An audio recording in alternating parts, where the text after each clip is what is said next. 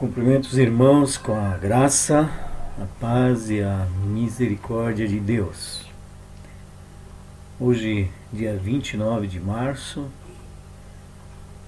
temos orado para que Deus possa, na sua soberania, ter o tempo que vamos estar nesse condicional de não podermos nos reunir fisicamente na igreja, mas eu creio que prosseguimos, firmados em Cristo, mesmo à distância, talvez uns ligando para os outros, ou mandando alguma mensagem, e podendo então ter essa oportunidade de comunhão, mesmo longe um do outro.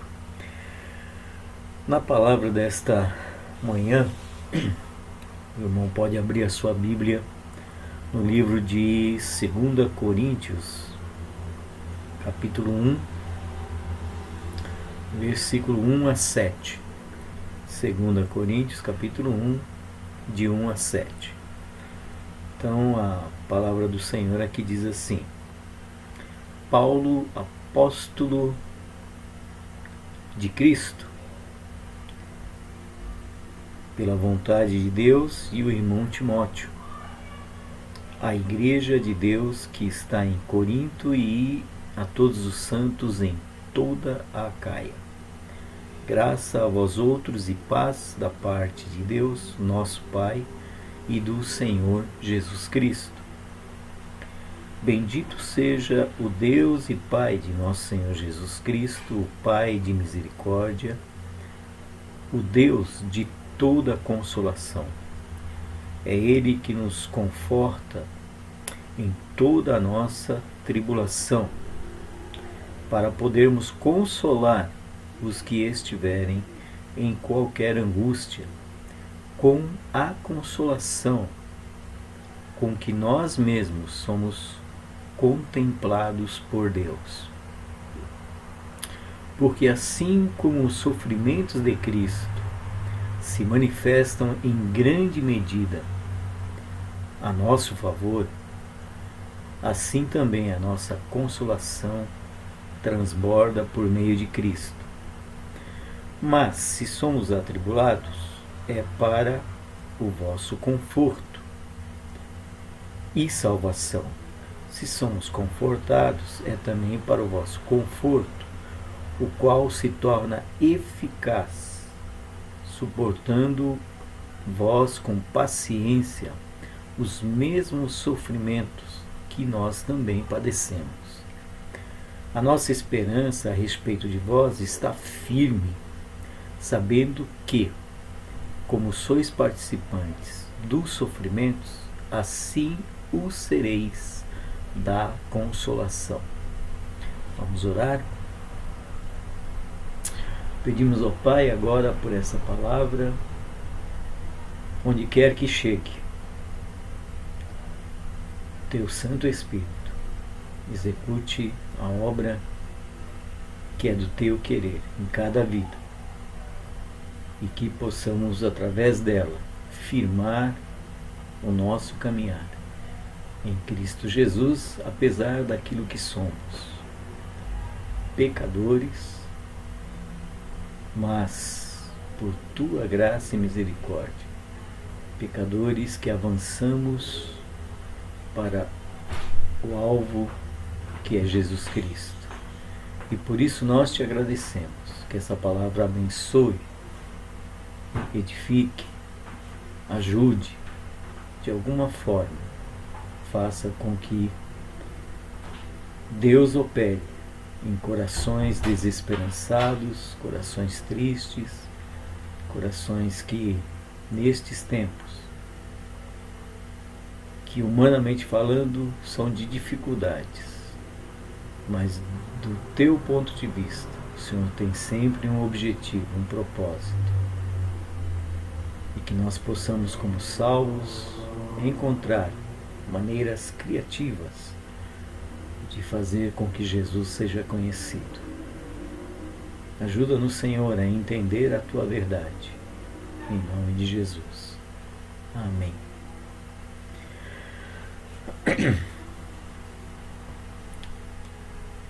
Essa palavra para o tema que nós escolhemos, baseado aí no texto lido,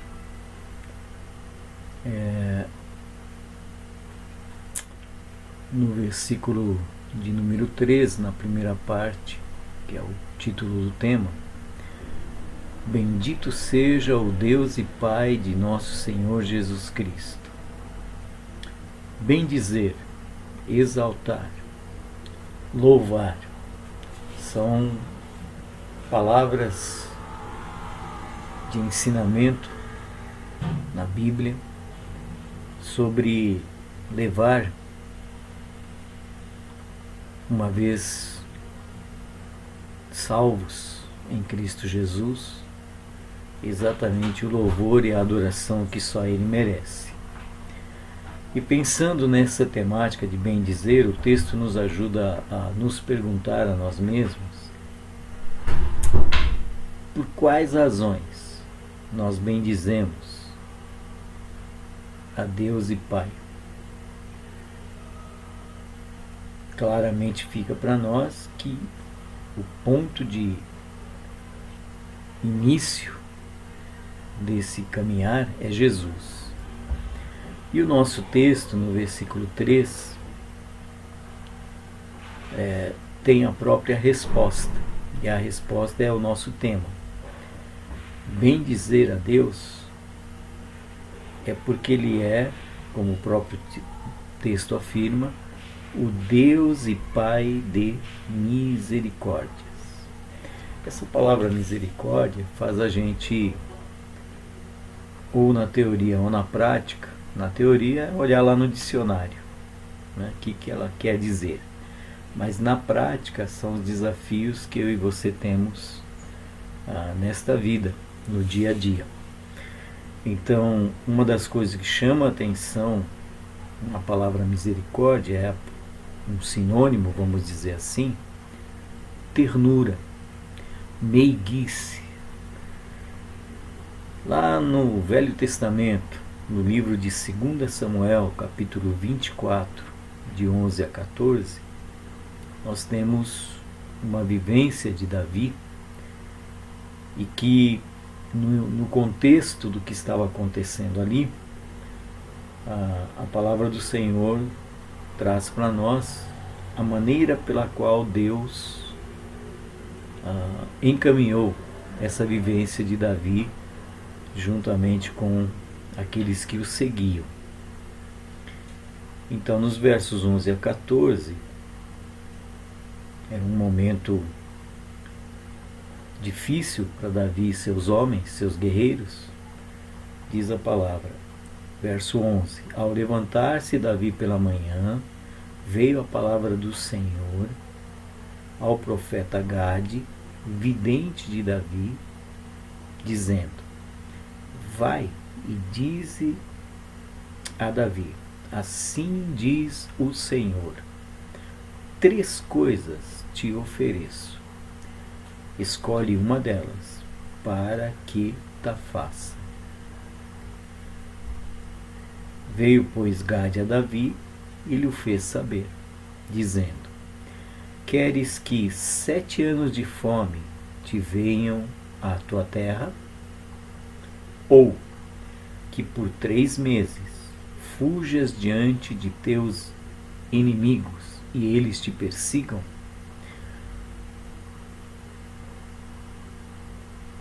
Ou que por 3 dias haja peste na tua terra? Delibera agora e vê que resposta hei de dar ao que me enviou. E o último verso, que é o verso 14, diz: Então disse Davi a Gade: Estou em grande angústia, porém caiamos nas mãos do Senhor, porque muitas são as suas misericórdias, mas nas mãos dos homens não caia eu. Então nós vemos aqui nesse contexto, embora não tenhamos lido todo o capítulo, mas claramente uma situação de escolha. E a escolha de Davi foi confiar na misericórdia do Senhor. Então, a misericórdia de ternura, de cuidado. Davi sabia que Deus trataria a vida do povo de Israel por escolhas que eles fizeram. Ele buscou uma orientação de fazer um recenseamento em Israel para saber a quantas andava, né, a situação do país. E foi uma escolha do seu coração. E Deus enviou Gade para dizer a ele: bom, você fez uma escolha, agora tem uma consequência. E Deus ofereceu 3 escolhas para ele. E certamente pela experiência que ele tinha com Deus, ele escolheu ser tratado por Deus. Essa palavra misericórdia também tem um sentido de gentileza, no sentido de alguém que é favorável, alguém que traz efetivamente, pelo agir de Deus, algo que não seja simplesmente como sem sentido, sem um norte. E nesse propósito, lá em Gênesis capítulo 19, versículos 16 a 17, nós vemos uma situação familiar, também de dificuldades, e como que Deus tratou, né, como que Deus trabalhou para essa situação.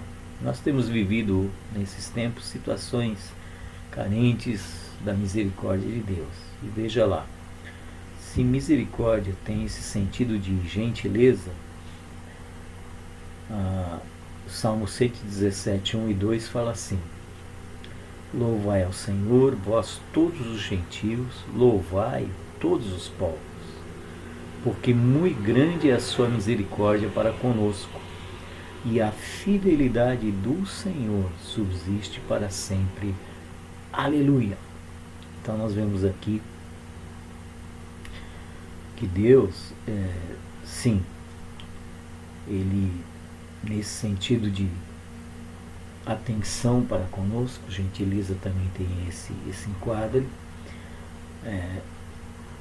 por aquilo que Ele é, misericordioso e fiel, Ele cuida de nós, né? Então, Deus e Pai de misericórdia. Essa palavra misericórdia também tem um sentido de compaixão. E a palavra do Senhor em Deuteronômio 4:31 explica, né, de que maneira que Deus se compadeceu de Israel, né? E passando o Senhor por diante dele, né, ele tinha acabado de falar com Deus ali na montanha, e Moisés teve vontade de dizer, de conversar com Deus, e o texto diz clamou, né, o clamor do líder de Israel para este Deus: Senhor,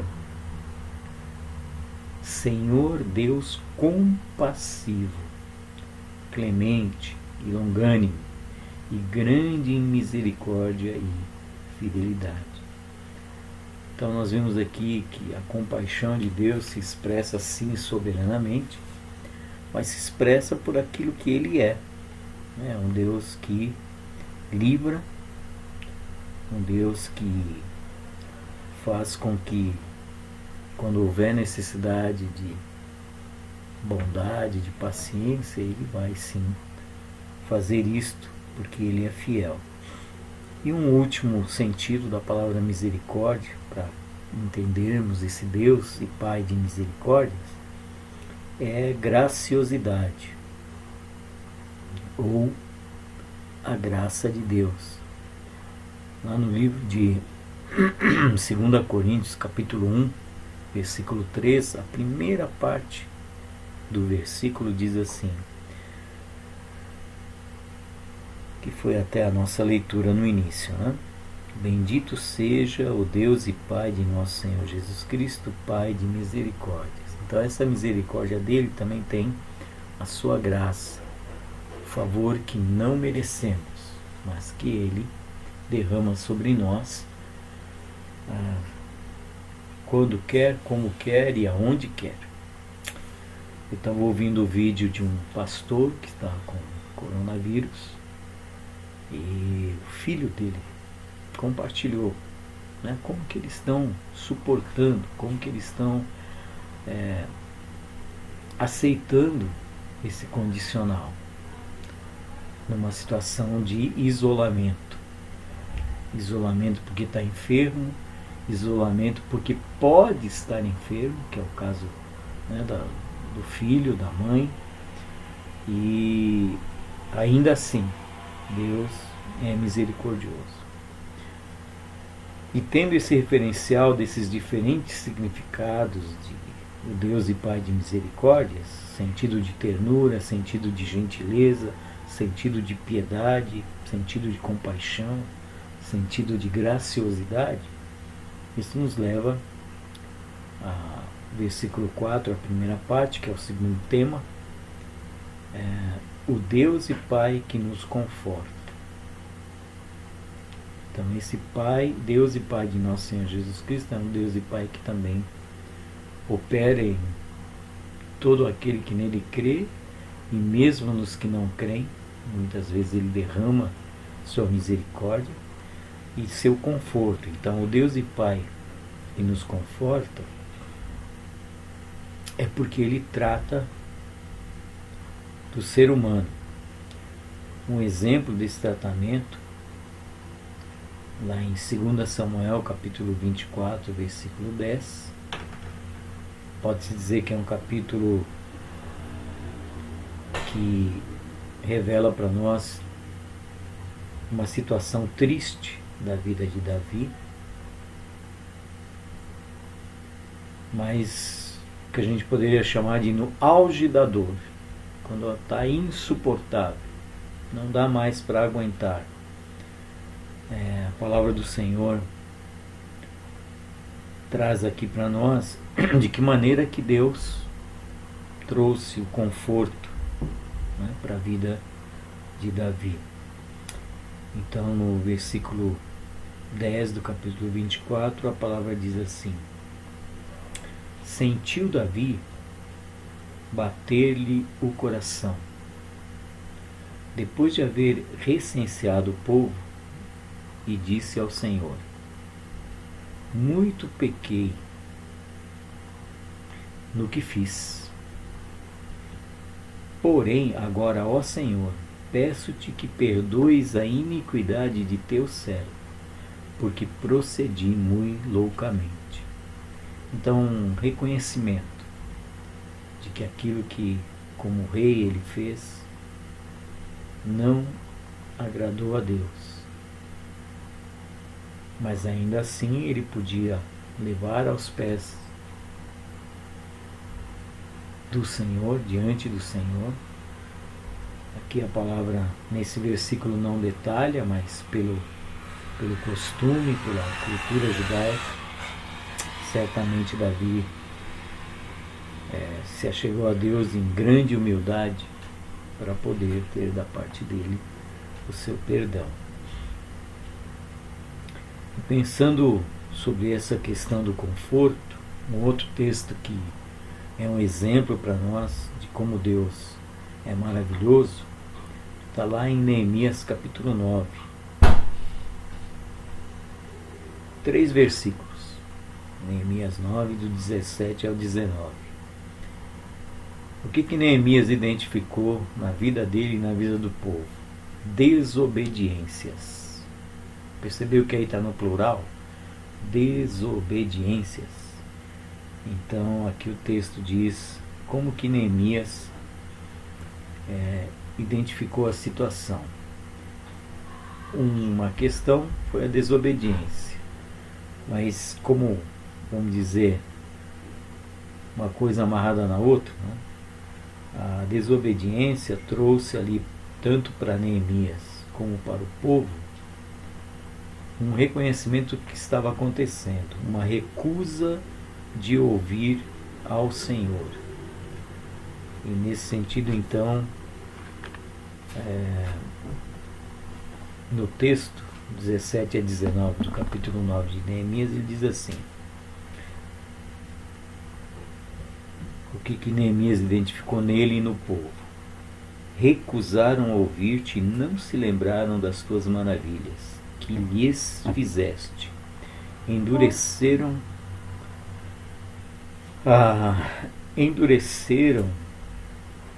a sua cerviz, e na sua rebelião levantaram um chefe. E a palavra prossegue: com o propósito de voltarem para a sua servidão no Egito. Então levantou uma liderança que queria fazer tudo diferente do que Deus orientou. Mas veja como Deus trabalhou. Porém tu, ó Deus, perdoador. Eu poderia repetir a frase: porém tu, ó Deus, clemente. Porém tu, ó Deus, misericordioso, tardio em irar-se e grande em bondade, tu não os desamparaste. Ainda mesmo quando fizeram para si um bezerro de fundição e disseram: este é o teu Deus, que te tirou do Egito, e cometeram grandes blasfêmias.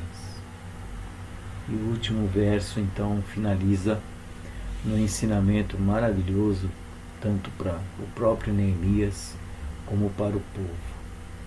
Todavia tu, pela multidão das tuas misericórdias, não os deixaste no deserto. A coluna de nuvem nunca se apagou deles de dia, ou nunca se apartou deles de dia. Então ele diz: para os guiar pelo caminho, nem a coluna de fogo de noite, para lhes alumiar o caminho por onde deveriam ir. Então nós podemos fechar esse tópico que fala o Deus e Pai que nos conforta com o Salmo 103, versículo 11. Esse salmo, ele reconhece, como diz um louvor bem antigo, que o amor de Deus é muito mais alto do que as nuvens. O amor de Deus é muito mais profundo do que o mar. Um amor sem igual. Então, no versículo 11 do Salmo 103, ele traz para nós o que podemos chamar de um conforto diante de situações tão desesperadoras. Pois quanto o céu está elevado acima da terra, assim é a sua misericórdia, mas tem um condicional: para com os que o temem. Então eu preciso me perguntar todo dia, você precisa se questionar todo dia, diante desse Deus e Pai que conforta, né? Como é que eu tenho me posicionado, não só diante dele, consequentemente diante das pessoas, né? Eu tenho de fato temido a Deus, no sentido não de ter medo, mas de reverenciar, reconhecer as suas verdades. E a terceira parte é que vai fortalecer esse reconhecimento dessas verdades, desse Deus que na temática é: bendito seja o Deus e Pai de nosso Senhor Jesus Cristo. Como uma razão para bendizê-lo seria o Deus e Pai que nos consola. No nosso texto que nós lemos, do versículo 4, na segunda parte, até o versículo 6, é exatamente o que a palavra me ensina e te ensina. As misericórdias de Deus, humanamente falando, poderia dizer que tem contradições, não dá para compreender. E Por um lado, o versículo 4 nos ensina que ele conforta para criar outros que possam ser consolados. Então, o conforto que Deus me dá, ou o consolo que Deus me dá, há outros que carecem desse consolo também. Então, o verso 4 diz: é Ele que nos conforta em toda a nossa tribulação, para podermos consolar os que estiveram em qualquer angústia, com a consolação com que nós mesmos somos contemplados por Deus. Então, você se consegue entender que tudo aquilo que Deus permite que traga mais diferentes sofrimentos, físico, emocional e tantas outras situações de desespero, de dor, ou por uma escolha errada que fizemos, ou até mesmo porque está tudo certo, fizemos tudo como Deus queria, mas ainda assim nos sobrevém uma situação de angústia. Então a palavra do Senhor aqui mostra que no verso 5 ele permite os sofrimentos porque Cristo também sofreu, os sofrimentos de Cristo. E isso é como um ponto de partida para as nossas vitórias. É aquilo que na reflexão filosófica dos orientais, a palavra crise, ela é composta de duas vertentes. Uma parte é o problema, outra parte é a oportunidade de, a partir daquela situação, ter um recomeço ou um continuar. Tenho certeza que a minha vida e a tua vida em Cristo é repleta de questões que nos colocam em xeque, como um jogo de xadrez. No jogo de xadrez não tem saída quando é feito lá a jogada final, onde o outro jogador não tem mais chance nenhuma. Mas na vida com Deus, mesmo quando nós achamos que não há mais saída, Ele traz para nós um ensinamento de esperança. Então o verso 5 ele diz: porque assim como os sofrimentos de Cristo se manifestam em grande medida a nosso favor, assim também a nossa consolação transborda por meio de Cristo. Significa que muitas das coisas que me acontecem têm um propósito de me dar um ensino que eventualmente Deus pode usar para que outros sejam abençoados. Então é o verso 6 que ratifica isso, confirma isso. Ele permite sofrimento para operar a salvação. E o verso 6, a própria experiência do apóstolo Paulo, e quem sabe a experiência de muitos de nós no dia a dia, mas se somos atribulados, é para nosso conforto e salvação. Deus tem um objetivo, um propósito que eu posso não estar entendendo naquele momento. Se somos confortados, é também para o vosso conforto. Então, o consolo que Deus me dá, me concede, mesmo numa situação que não está sendo fácil. Então, eu tenho uma esperança que vai além desta vida. Ele diz aqui: o qual se torna eficaz, suportando vós com paciência os mesmos sofrimentos que nós também padecemos. Então, há questões que me desafiam e te desafiam a continuar confiando em Deus. A perda de um emprego, a perda de um ente querido, algo que eu achava que ia dar certo, não deu certo. Então Deus sabe de cada uma dessas questões. Então a gente pode fazer uma conclusão aqui por esse tema: bendito seja o Deus e Pai de nosso Senhor Jesus Cristo. Eu não li o verso 7, mas não li no contexto dos tópicos, mas fizemos a leitura inicial. Que você possa guardar no seu coração, na sua mente, esse versículo. A nossa esperança a respeito de vós está firme. Então veja que, independente de tantos problemas que Paulo enfrentou nas cartas dele, ele explicita tantos: perseguido, açoitado, preso,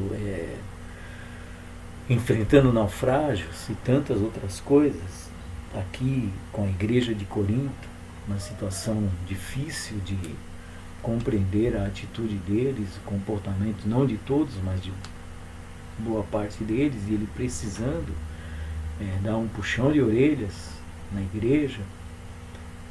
E é o que a palavra de Deus faz em mim e em você. Há momentos em que a palavra vai sim me confrontar, me colocar diante de algo que precisa ser melhorado para a honra e glória de Deus.